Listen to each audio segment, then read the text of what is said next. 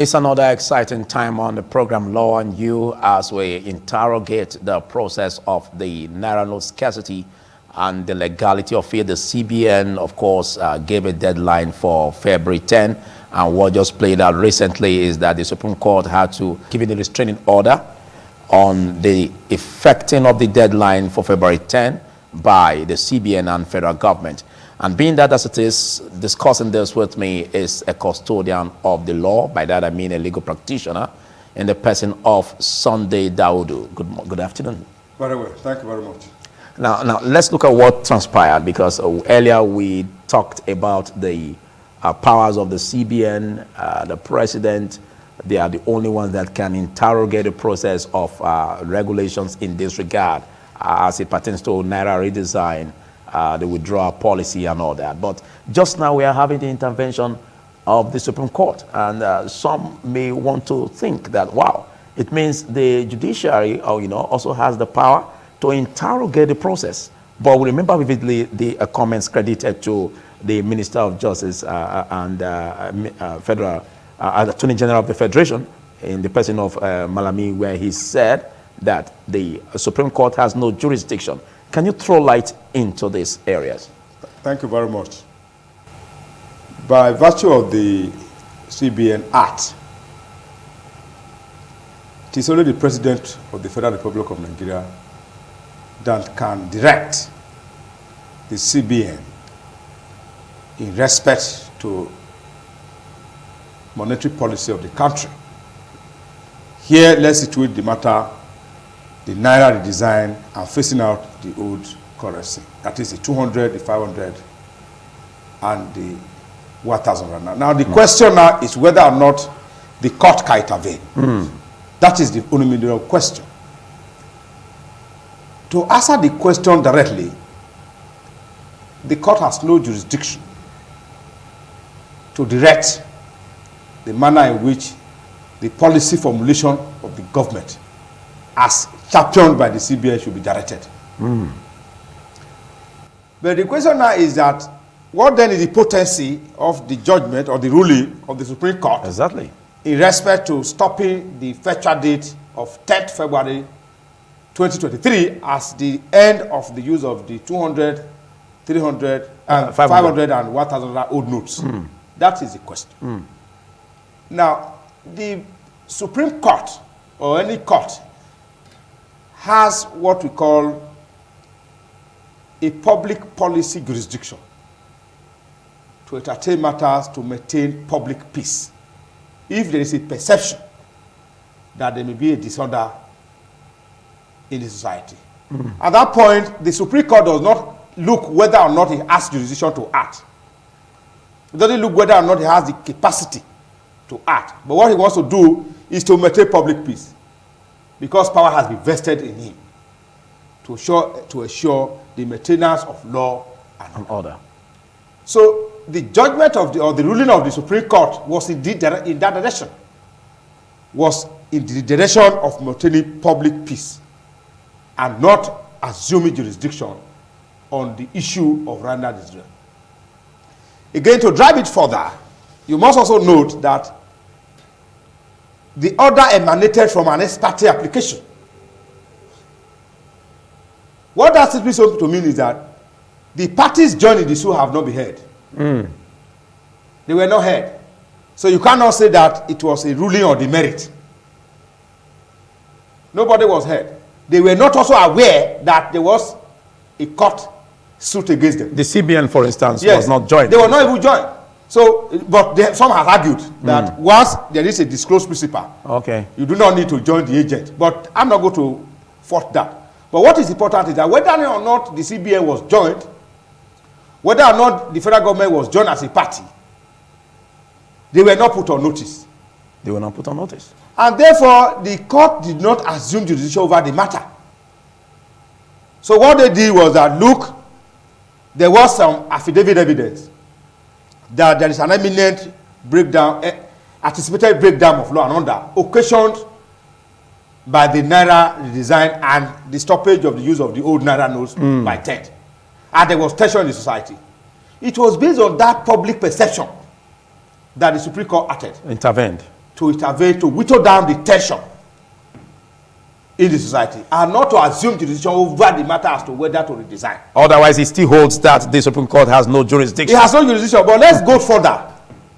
The question that will be asked, whether or not the CBN Act was made to oust the jurisdiction of the court. Exactly. In a civil government. The answer is also no, it's in the negative. Oh. The CBN Act was not made to oust the jurisdiction of the court. The further question is, what then can the court do or the individual do in respect to policy made by the CBN which may have adverse effect on the society?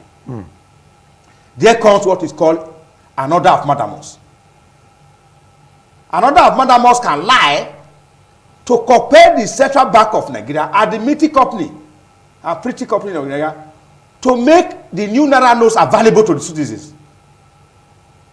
That is, if the public perceived that the CBN has failed to perform their functions as provided by the Act, then an order of mandamus can lie to compel them to perform public function. An order of mandamus from the court? From the court.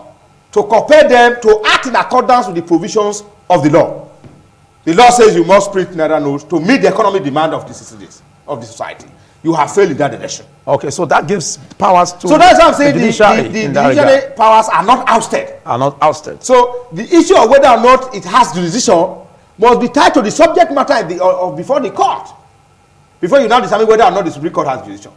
So what the people who went to court would have done, which would have been more potent, was to file an order of mandamus to compel the CBN to make the new Naira notes available, because that is their function as contained in the Act, in the CBN Act.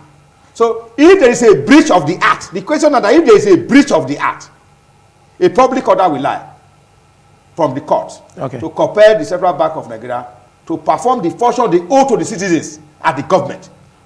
Okay, are you expecting this as a possible outcome from the hearing that we will be having on February 15th? Although that is not what was filed in court. That was not what was filed in court.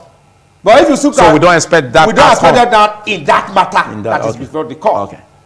But again, the National Council have met and maybe try to profile advice to the federal government, where they argued that they come out with two indices. One, that the CBN should be mandated to make the new Naira notes available, or in the alternative, if they cannot make it available within a time frame, they should still allow the circulation of the old Naira note, pending when the new Naira note will be fully in circulation. Okay, but the judiciary does not have the powers to act in that regard, to make it possible for CBN to, pour out the old Naira notes into circulation.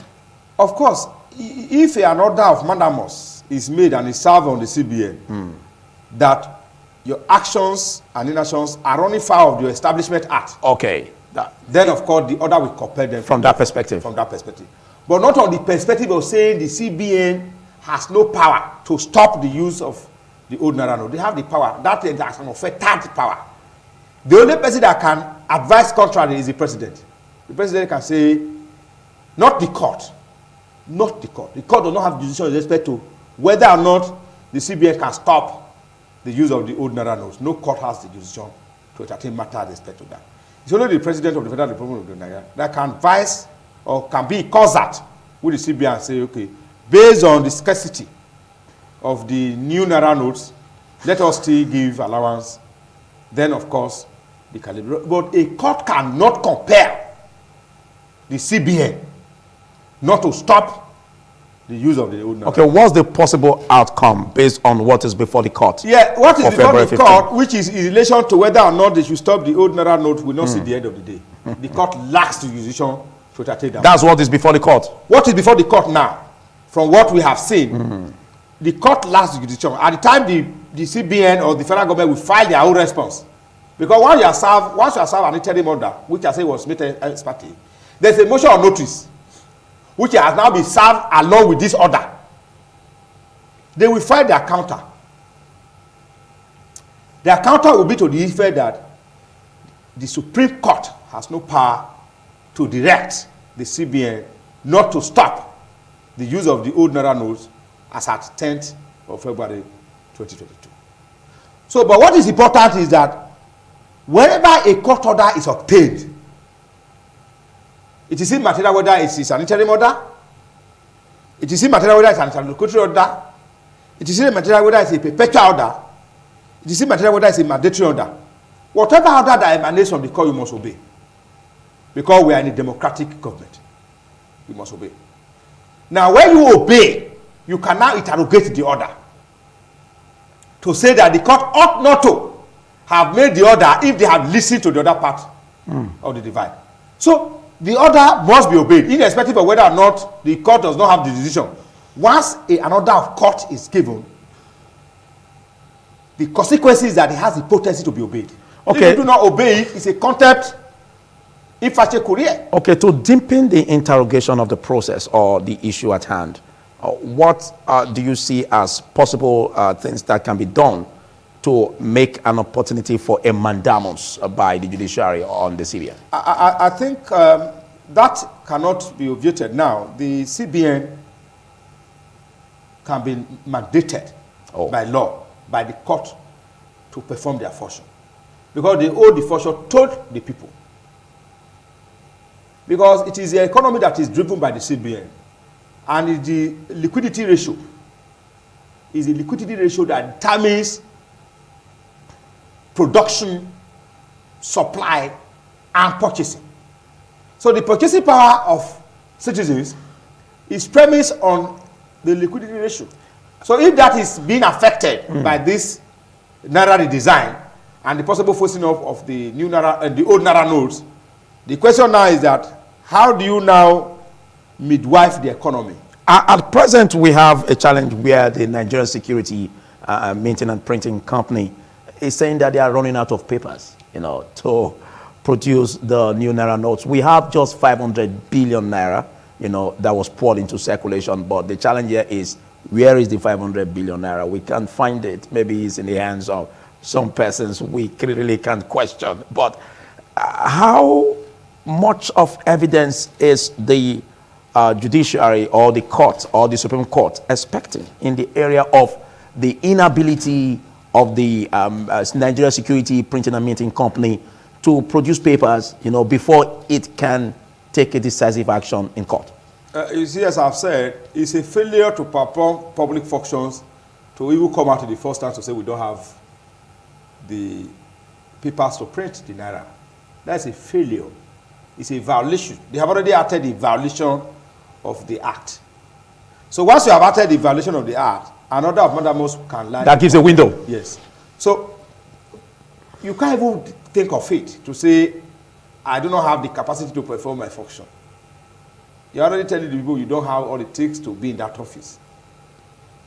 So if you are exposing yourself that you do not have the capacity, you do not have the wherewithal, as it's being reported, anyways, as it's being reported, then it's a self-indictment. You have indicted yourself. So public pressure can also mount to remove the persons who make such statement. Okay. Because you are saying you don't have the papers to print the Naira, but you have a constitutional function. You have a democratic function to ensure that you perform your function for the benefit of the society. So if you fail in that function, can you remain there? Okay, but the Nigeria Security Printing and Minting Company is under the CBN. It's under the CBN. Okay. So it's a denial of your public responsibility to say that we don't have printing. At least a proactiveness is expected in this regard, that before you even make a policy, you should have gone through the ability of such a company to produce. I have not heard it, but it shouldn't even be said. If it is said, if that statement is attributable to any of them, it's a self-indictment. It's a self-indictment. That you have failed in the discharge of the public function you owe the citizens. So it could lead to removal from office. Okay, in case you're just joining us, it's Law and You, and we are looking at the Naira note scarcity, interrogating the process, the intervention of the Supreme Court. And I'm the host, Philip Omo Gukmo, and speaking with me on this is a custodian of the law, Sunday Daudu. Now, let's look at the CBN. CBN was not captured as a party before the Supreme Court. Now, does it mean that the CBN governor will not be questioned in court? No. The CBN was not joined as a party. Okay. In respect to the matter in court. And as such, the CBN is not on trial. Yeah, in the local palace, you say you cannot shave a man's sentence in his absence. So the man or the CBN itself is not a party to the suit. So what should be done to make him a party to the suit? Well, I said some persons have argued that once you sue the principal, you have sued the agent. But it's not so in respect to the CBN. Is it really coherent in the law? No. That is not what the CBN says. Okay. The argument they are canvassing outside that the CBN is an agent of the federal government. And as such, having sued the federal government, you have sued the CBN. It's erroneous. It's an erroneous argument. It therefore means that once you sue the federal government, all the agencies of government are affected. That is not correct. That's not correct. That's not correct. That is not the meaning. If you must question the actions of CBN in court, it can only be questioned by way of order of mandamus and not other means. In that wise, you are telling the CBN that by virtue of your act, by virtue of your establishment act, which provides that the monetary policy of the government rests squarely on you, including printing, meeting, delivering, circulation, rests on you. You have failed to perform that public function, and as such you are compelled to so perform. If it is not an order in that direction, any other order, any other suit regarding the CBN or regarding the Central Bank of the federal government of Nigeria has no impact or effect on the CBN. Okay. So the matter filed in court against the federal government of Nigeria, where the Attorney General was sued, cannot be said to be an order made to affect the CBN. Okay. It cannot be. Okay. Questions are being asked, mostly as it pertains to the office of the Minister of Finance. Now, we don't know where that she is. We don't know. It's been silent in all of this. No, the Ministry of How Finance, does she come in, or how does the office of the Minister of Finance come in this regard? The Ministry of Finance is a ministry under the federal government of Nigeria. But not under CBN. Not under CBN. However, the minister, or the ministry now, the ministry, is represented in the governing board of the CBN. Because